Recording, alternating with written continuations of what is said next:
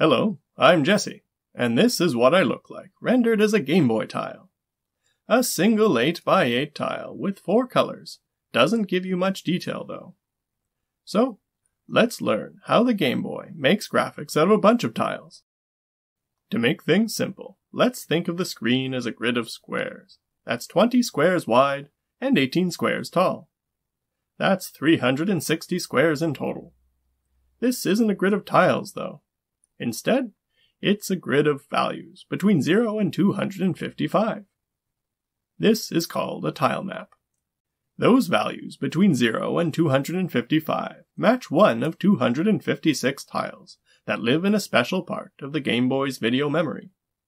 A game will fill up the Game Boy's video memory with the tiles it wants to use to make its graphics, and then it can use those tiles to make pictures.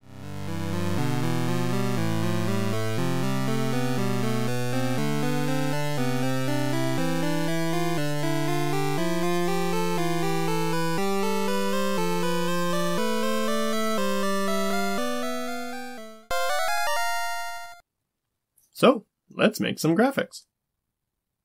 I want to make a little scene of a castle courtyard.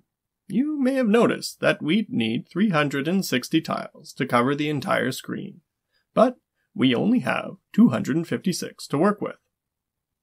That means that we'll have to reuse some, so I'm going to try to use as few tiles as I can for this scene. I'll start with this tile. That looks like bricks.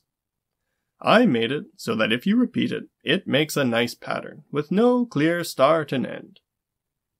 That helps make it look like more than just a bunch of repeated 8x8 images. Once the tile is in video memory, we can use it to build walls. I'll start by putting a tile of bricks here. To do that, I need to change the value in the tile map here. The tile I want to use is number 250, so I change the value in the tile map to 250, and that makes the tile show up on the screen. I'll also change these places in the tile map to make the rest of the walls.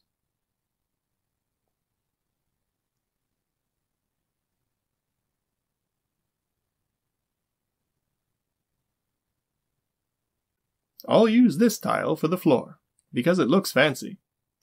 It's also made so that when it's repeated, it looks like one big pattern. There's going to need to be a way to get into the courtyard, so I'll need some doors and maybe some windows. I can use this black tile for a door down here, and windows up here, and here. I can also use it for the sky. Since it's night, I'll need some lights in this courtyard, so I can use this tile as a torch and put it all around. This is starting to look a bit dark and forbidding. I'll try to liven it up with some happy little trees. Finally, I want there to be a gate to block the opening up here. I can use this tile for that and place it here. Now we have a full picture, and we only needed 6 tiles. Reusing tiles like this has a benefit other than saving on art budget and storage space. I'll use the torches as an example. Since all the torches are using this tile from video memory, any changes I make to that tile will change all the torches on the screen at the same time. This is helpful for simple background animations like water, grass, energy fields, or in this case, torches. You just need to change what the tile looks like in video memory for every frame of animation, like this.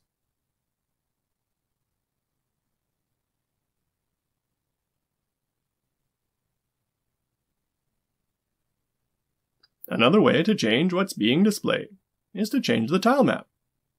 This is useful when you need to make changes that aren't repeated, like making a treasure chest appear, or a barrier breaking. Here I want to use it to open the gate.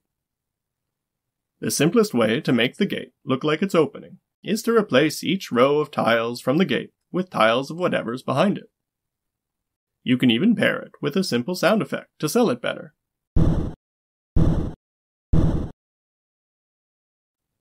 You can also use the tile map for handy transitions by switching squares to black tiles in a particular pattern, then switching them to something new. If 256 tiles seems like too few tiles to you, then you're in luck, because the Game Boy's video memory can actually hold 50% more than that, a whopping 384 tiles. But the tile map can only have values between 0 and 255. So to get access to those extra 128 tiles, the Game Boy can switch which 256 tiles are used. This is called the tile addressing mode, and it lets you switch between these tiles and these tiles. So it's only changing tiles 0 to 127, and leaves tiles 128 to 255 the same. If you set up your tile map and tiles in video memory just right, then swapping between the addressing modes can completely change your graphics. One thing I might want to use it for is to add some lightning to my courtyard scene. I'm going to be using the tile addressing mode to switch between lightning and no lightning.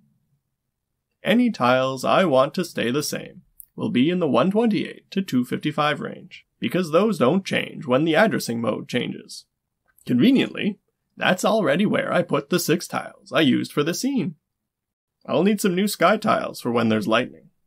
I'll put them here in the 0 to 127 tile range, so that they're only shown when this addressing mode is being used. Now I'll change the tile map to draw the lightning in the sky. Changing the tile map changes the original picture when I switch the addressing mode back, so I'll need to fix it.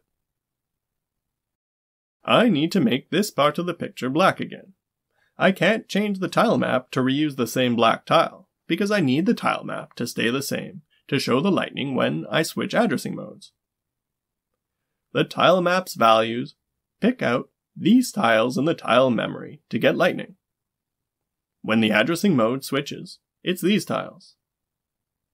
So I can make all those tiles black here, and that will fix the sky. Now it's back to the original courtyard scene, and all I need to do to get some lightning is swap the tile addressing mode. Swapping the tile addressing mode does have its limits, but luckily, the Game Boy has another trick up its sleeve. It actually has 2 tile maps. The second tile map works just like the first one, and you can switch between them just as easily as switching between the tile addressing modes. You can even do both if you want. This can be used to quickly switch between 2 images.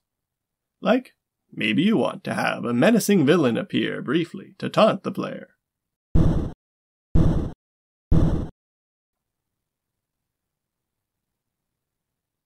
Another use for this is to set up the second tile map with a different scene, so that you can quickly switch to it, maybe with a fade between the 2 scenes. That's all I have for now. I'll link to some more demos in the description below. Bye!